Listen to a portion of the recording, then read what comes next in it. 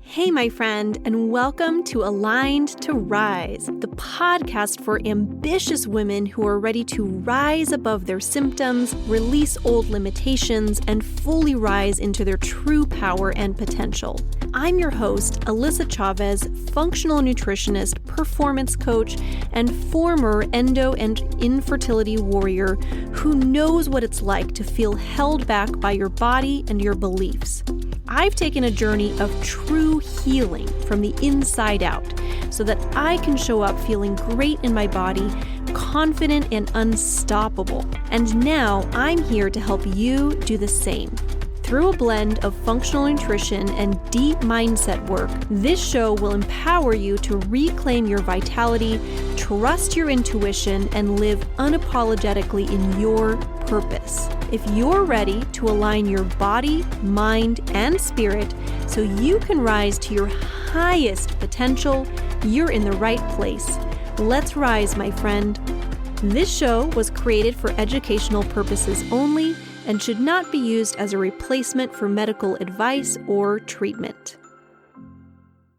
Hey, my friend, and welcome back to the podcast here. So I have a super fun topic for you all today, which is constipation.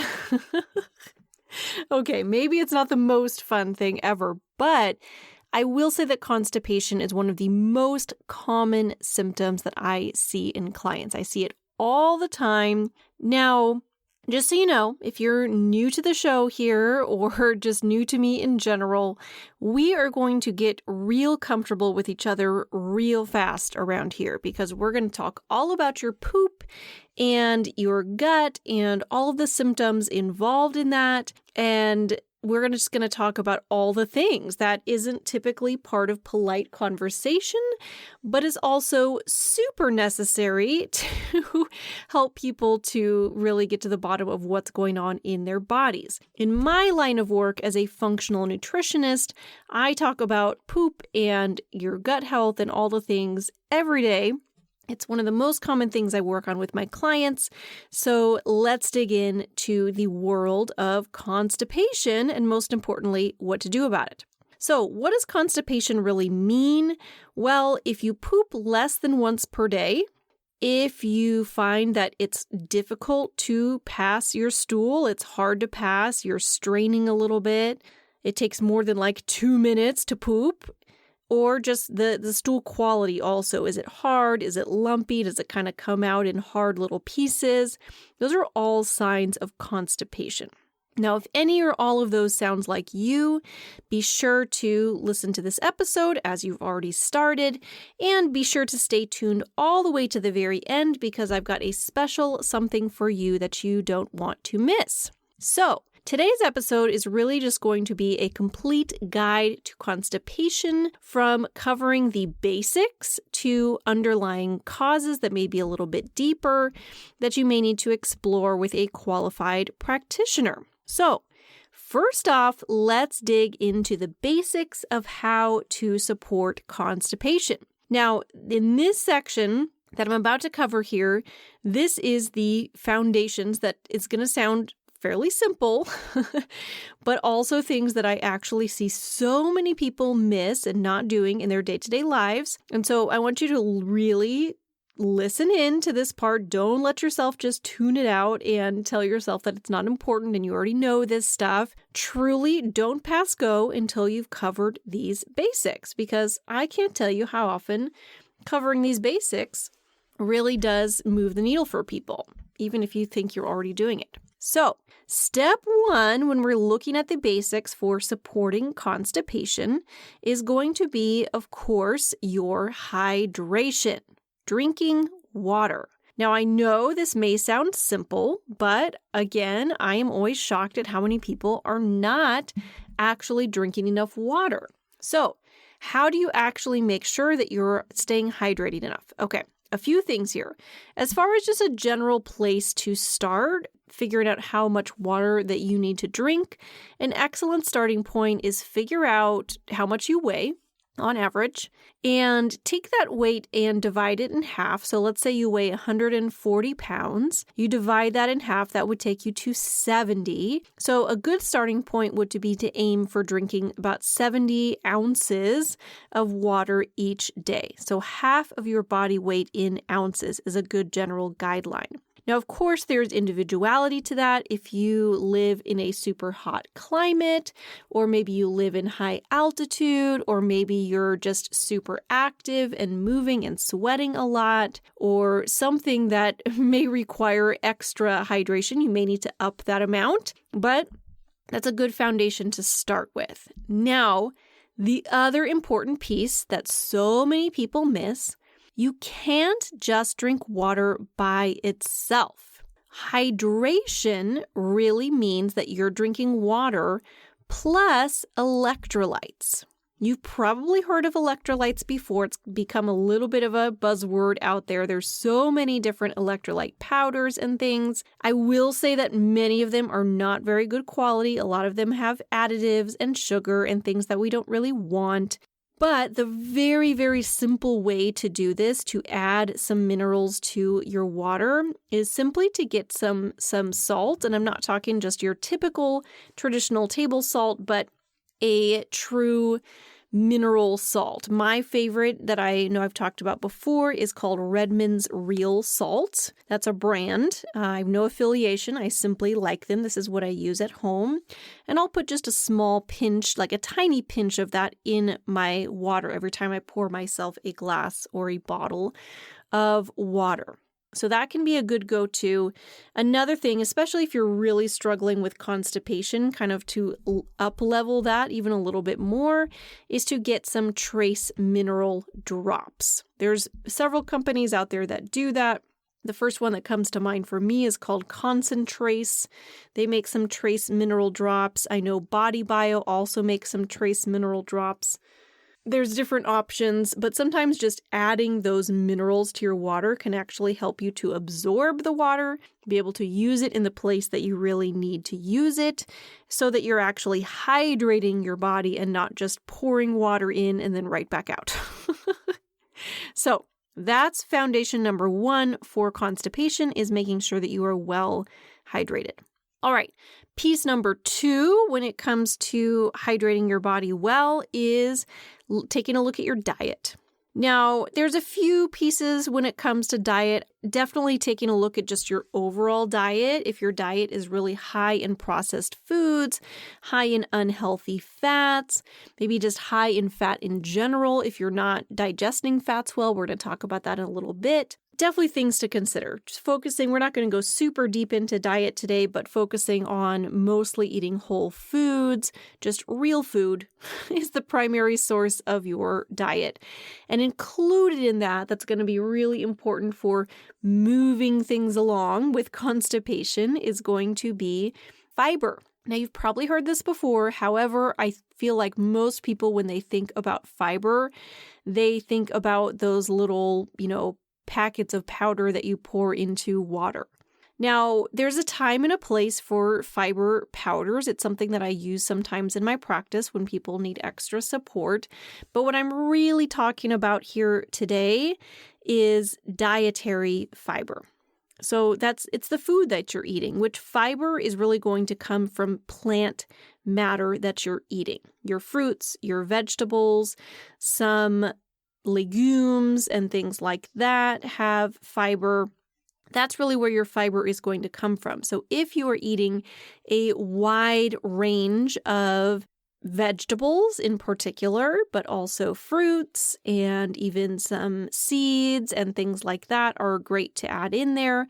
What that fiber does is it actually feeds your microbiome, which are the itty bitty little bugs and creatures that live inside of your large intestine. There can be both benefits and downsides to that, and that really is dependent on what microbes we're talking about. There are a ton of beneficial microbes that actually, they eat up this fiber that you actually can't digest fully on your own. And then in chewing up that fiber for you, they then produce byproducts that really benefit you in your digestive health. Now, when things get out of balance in your microbiome, which does happen, then there's some not so good gut bugs in there that might be not producing byproducts that are beneficial for your health. And that's where people can run into trouble. We're going to circle back to that in a little bit as well. But the main thing that you want to focus on here basically is just eat your fruits and veggies, which I know may sound simple, but I do find that many people just aren't eating enough. So it's important to be aware of. All right. And then the other part to think about when it comes to constipation is really thinking about the part of your digestive system that you have control over. You don't really get to consciously impact what's happening in your stomach or your intestines or anywhere during that, later part of the route. But we do have control over the first part of your digestion, which is part one is your nervous system. Yes, your nervous system, your brain is actually the first part of digestion. And then the second part of digestion, which is the part that happens in your mouth. Those are the two things that we have control over that can help to support constipation. So coming back to that first part, your brain and your nervous system, the most important thing that you can do for yourself is to bring yourself into what I call the rest to digest phase. Meaning you are bringing your nervous system into a parasympathetic nervous system state, which is that calm and relaxed state, not that fight or flight mode, before you eat your food. So often we are eating rushed, we're eating in a hurry, maybe we're even eating in the car on the way somewhere, we're eating while we're stressing about work and family and all of the things.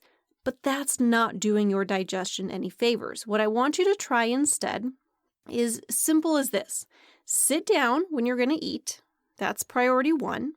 And then before you take a bite of your food, close your eyes and take just 3 deep breaths.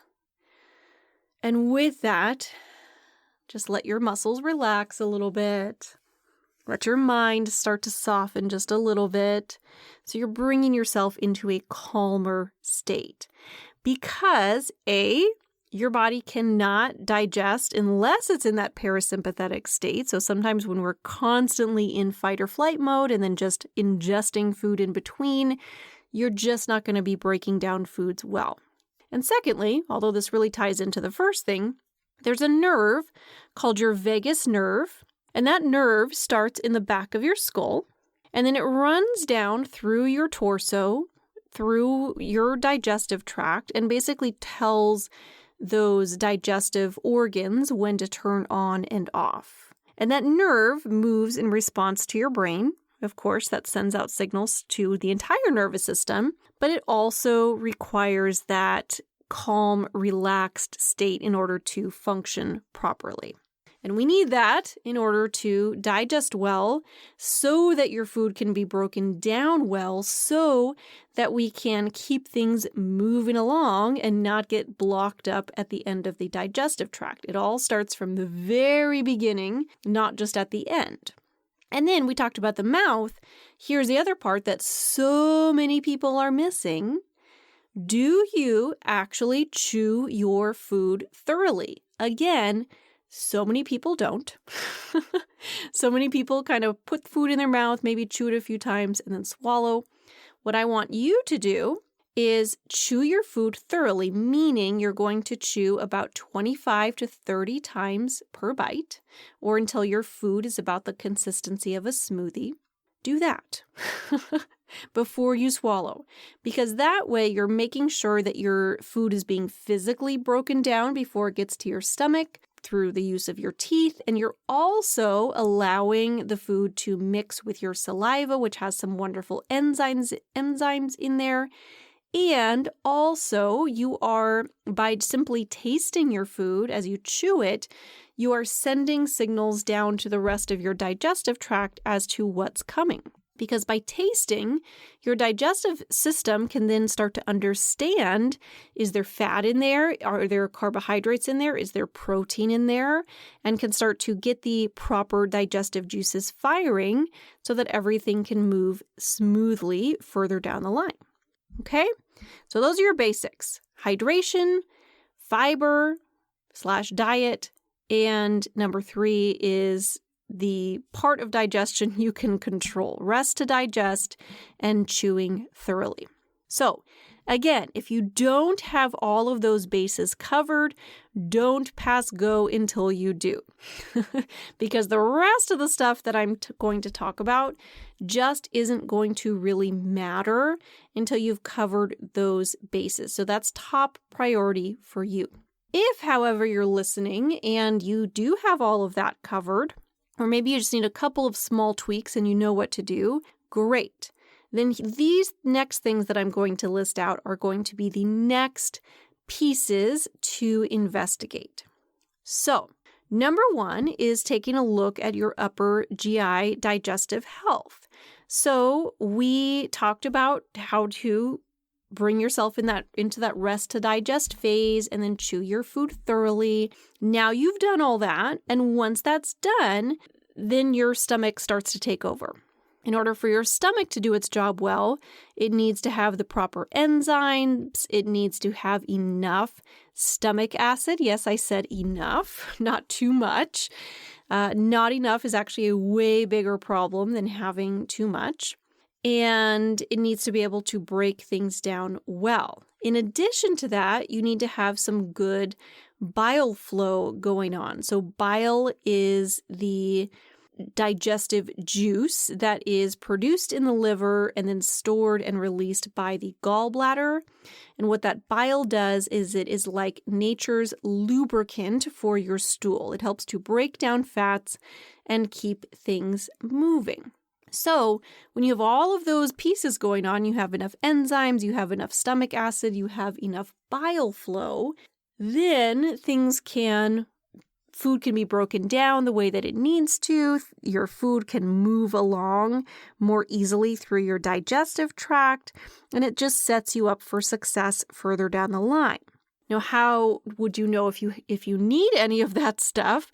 Definitely isn't something that I would just guess on, and the how to support it, of course, is something that you would want to work with a qualified practitioner on. I like to use a test in my practice called the GI map, which is a stool test that allows us to see some clues as to what's going on with those pieces, as well as the next thing on my list, which is taking a look at your microbial balance. Because there's certain types of microbes that can live in your digestive tract. We talked earlier about the microbiome in general, that there's itty-bitty critters that live in your gut. When you have the beneficial strains of bacteria and other microbes, it can be super beneficial for your health. However, when you start to have an overgrowth of the not so good gut bugs, that's when we run into trouble.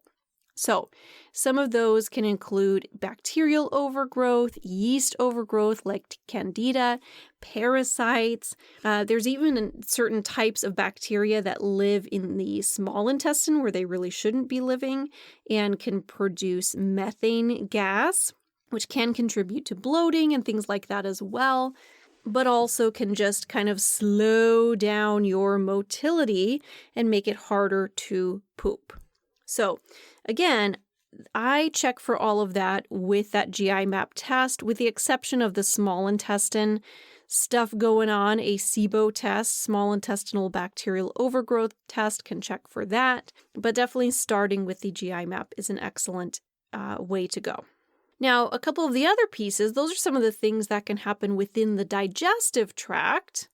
The upper GI health, your enzymes and stomach acid, the bile flow, and even having a proper microbial balance within your gut and in the right place in your gut. But then there's some other pieces that can actually happen outside of your gut that I thought were really important to bring to the table also in today's conversation. So one of those is pelvic floor dysfunction. And this is something that's not talked about a whole lot, unless you are a pelvic floor physical therapist, in which case you probably talk about this all the time. But basically, there are muscles on the floor of your pelvis, your pelvic floor. And when those muscles get overly tight, that can actually cause issues where it makes it more challenging to have bowel movements. So sometimes when I am working with a client who's gone through this whole checklist and everything seems to be looking good in so many of the other parts, sometimes that's the next thing to look into is how are things going with your pelvic floor? Maybe go do a little consultation with a pelvic floor physical therapist and see if there's any physical work that can be done to help to release it. And that can help things to move more easily as well.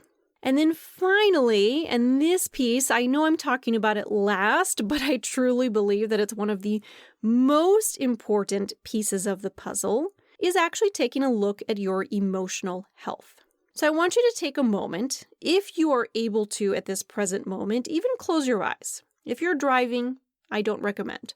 But if you're in a place where you can just take a quick moment to close your eyes, join me on this journey. I want you to close your eyes. You can definitely do this with your eyes open if need be, but better with the eyes closed. And I want you to bring to mind something that you are either currently or maybe very recently are feeling anxious about. And just bring that to mind. Bring to mind the situation or person or whatever's coming up that's causing you a little bit of stress and anxiety. And I want you to notice, actually let yourself bring up the feelings that are associated with that. Not only think of what the situation or person or whatever is, but actually allow yourself to feel for just a moment that stress or anxiety in your body. And I want you to pay attention to where you feel it. Physically scan your body. Where do you feel that emotion? Most likely, at least one of the places you felt it was in your gut. You may have felt other things too. Some people feel the shoulders tense or maybe start to get a little headache or something like that. But most people start to feel those emotions in your gut. That's extremely common. Maybe you even feel the muscles kind of contract and tighten in your gut. So I want you to notice that. And then start to think about how often you're feeling those emotions throughout your day and how that can start to actually impact your digestive health. So when it comes to constipation in particular, one thing that I see a lot of is people just kind of stuck in that fight or flight mode, just in that constantly stressed state. And again, remember, you have that nerve called your vagus nerve that we talked about earlier that runs from the back of your skull and then down through your torso across your digestive organs. And that nerve can impact your motility, which is how fast or slow food moves through your digestive tract. It can affect the contraction of muscles, and we want that nerve to be stimulated properly, right, through that nice, calm, relaxed state. It's not like you're going to be there all the time, right? We live human lives on planet Earth, and we're all going to have stress at times. But the point is that we're able to come back out of that stress response again. And then also, if you really want to go there when it comes to the emotional stuff, which I sure do because it's been super powerful for me on my journey, is when it comes to constipation in particular, there are several wonderful people such as Louise Hay, who have really taken a deep dive into how emotions impact your physical body and what physical symptoms might be telling you about your emotions. And when we look at that, constipation can be a sign of repressed anger, resistance to change, holding on to past hurts or resentments or grievances. So just think about that. Do any of those apply to you? Are any of those a thing for you? Or is it possible that one of those is a thing for you? And that might be something to look at. Because again, sometimes what I see in my practice is that people have explored all of the physical things that we can possibly look at, but haven't really explored the emotional health and the nervous system. And that can be the missing piece of the puzzle. So definitely something to consider on your journey. And this, my friend, is really why I believe in a holistic approach, a whole body approach, because so many factors can be at play. So those are some of the things to think about when it comes to constipation, and we'll actually be taking a look at all of this a whole lot deeper in a couple of brand new offerings that I've created just for you. So the first of those is a free 3-part live workshop series called the Gut Reset Series. Now, if you're listening to this in real time, the first part of that series actually kicks off today, Wednesday, October 22nd. That first part of the series is called Decode Your Gut, what your symptoms are really trying to tell you. Now, if you're listening to this and it's after October 22nd and you really want to be able to listen to that one, don't worry. If you sign up for this 3-part live workshop series, you're going to get the recordings for all 3, even if one or more of them has already passed. So don't stress about the dates. Although I would love to see you there live, and I will be offering some extra bonuses and things to those who are there live. Now, part 2, which will be coming up on November 5th, also at the same time, November 5th at 4 p.m. Pacific time or 7 p.m. Eastern time. That one is going to be called Gut First, the hidden root of hormone imbalances. And we're going to take a look at how your gut influences your hormones, your cycles, and your symptoms, and why this link is often the missing piece for people. And then in part 3 of this live workshop series, which that part 3 is called Gut, Mood, and Energy, Why Your Fatigue Isn't Just in Your Head. And in that part, we're going to be talking about why your gut affects how you feel, think, and show up, and how to support lasting energy from within. So, again, if you're hearing this and one or more of those dates has passed, don't worry. Go ahead and just sign up anyway, and you're going to get all 3 recordings.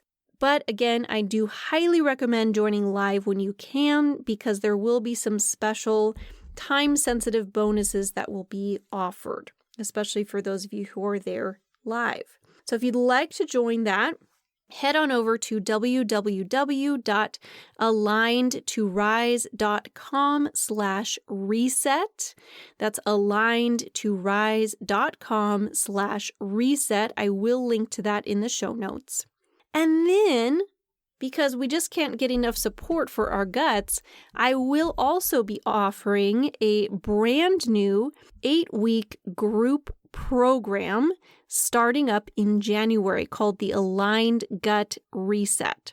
So during that time, it's going to be very hands-on, and during that time, you're going to walk away with an understanding of your gut and how it impacts your entire health and well-being, as well as how to actually support your gut from a root cause approach, which can include symptoms like constipation, diarrhea, bloating, indigestion, heartburn, all of the things, and how all of that impacts your hormone health, your mood, your energy, and more.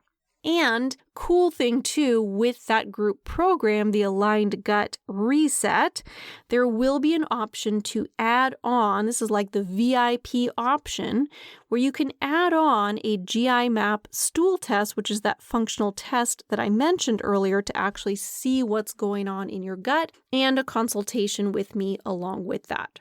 One-on-one consultation, in addition to all of our group work that we're doing. So this program will be kicking off in January, so you've got a little bit of time if you're listening to this in real time.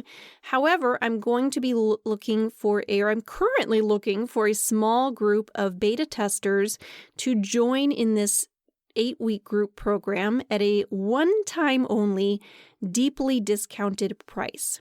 So the earlier that you join, the more discounts and payment options you will have moving forward. Plus, there just are limited seats available for this particular group program. I'm going to keep the group nice and small and intimate. We will be having live calls. There will be a community aspect. There will be a lot of interactions. So you're actually getting support, not just learning things.